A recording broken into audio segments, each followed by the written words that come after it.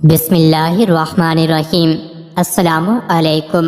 روزانہ واقعات سننے کے لیے اس چینل کو سبسکرائب کریں۔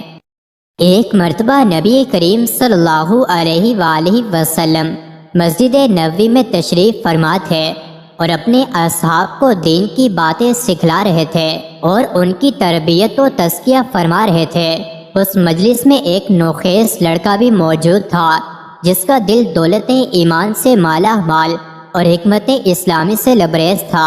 وہ مجلس سے اٹھ کر چھوٹے چھوٹے قدموں سے چلتا ہوا سیدھا اپنے چچا جلاس بن سوید کی خدمت میں حاضر ہوا، جس کی عمر کوئی 60 سال کی ہو چکی تھی، لیکن اس کے دل میں نفاق سخت چٹان کی شکل اختیار کر چکا تھا۔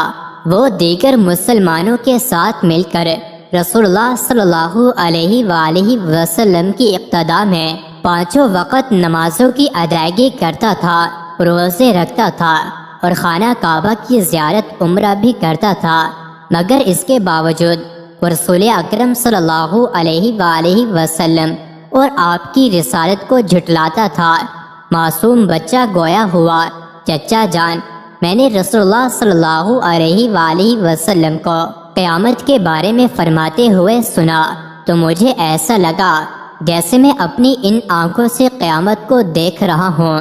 چچا جلاس بن سوید اپنے نوخیز بھتیجے سے یوں مخاطب ہوا، او بچے، قسم اللہ کی، اگر محمد صلی اللہ علیہ وسلم سچا ہے تو ہم لوگ گدھوں سے گئے گزرے ہیں۔ یہ سننا تھا کہ بچے کے چہرے کا رنگ بدل گیا اور اس کا جسم تھراسا گیا۔ چنانچہ وہ طیش میں آ کر بولا، چچا جان، اللہ کی عزت کی قسم، آپ لوگوں میں سب سے زیادہ مجھے محبوب تھے، لیکن اب میری نگاہ میں آپ سے زیادہ مبغوض کوئی نہیں ہے چچا جان۔ اب 2 میں سے صرف ایک ہو سکتا ہے، یا تو میں آپ کی لب کشائی کے متعلق رسول اللہ صلی اللہ علیہ وسلم کو اطلاع نہ دے کر اللہ اور اس کے رسول کے معاملے میں خیانت کا مرتکب ہو جاؤں، یا پھر آپ کے گستاخانہ کلمات سے محمد عربی صلی اللہ علیہ وآلہ وسلم کو آگاہ کر دوں، اور پھر جو ہو سو ہو۔ جلاس بن سوید بولا، ابھی تو ایک ناسمجھ بچہ ہے، لوگ تیری بات کی تصدیق تو کریں گے نہیں، بھلا تیری بات کون سنے گا؟ جاؤ، تم جو کہنا چاہتے ہو کہو۔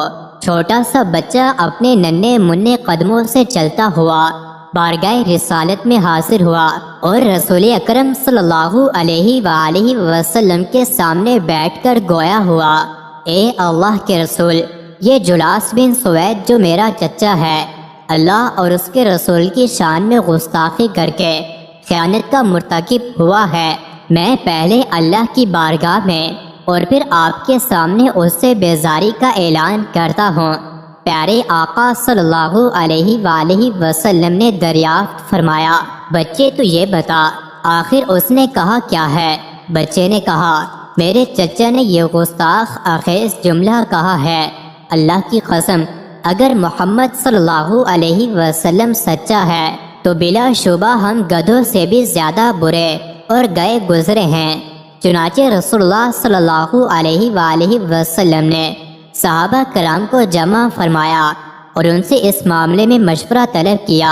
صحابہ کرام نے عرض کیا، اے اللہ کے رسول، یہ چھوٹا بچہ ہے، آپ اس کی تصدیق نہ کریں، یہ تو اپنی بات کا مطلب بھی نہیں سمجھتا، جبکہ جلاس بن سوید ایک عمر رسیدہ ہوش مند آدمی ہے اور آ کر ہم لوگوں کے ساتھ نماز کی ادائیگی بھی کرتا رہتا ہے۔ صحابہ کا یہ مشورہ سن کر حضور اکرم صلی اللہ علیہ وآلہ وسلم خاموش رہے اور اس چھوٹے بچے کی تصدیق نہ فرمائے۔